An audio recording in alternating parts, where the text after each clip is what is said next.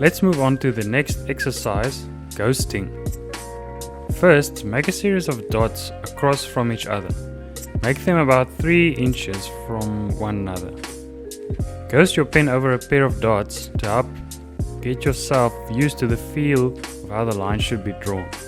Then try to connect the dots. Don't worry if you miss the dot, just move on to the next line, ghosting over a few times before drawing.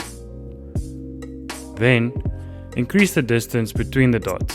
Try and use your shoulder to draw the line as straight as possible, keeping your wrists and fingers stiff. Next, make a few dots like this. Ghost over the dots to make a curved line. You might miss a few dots again, but don't worry.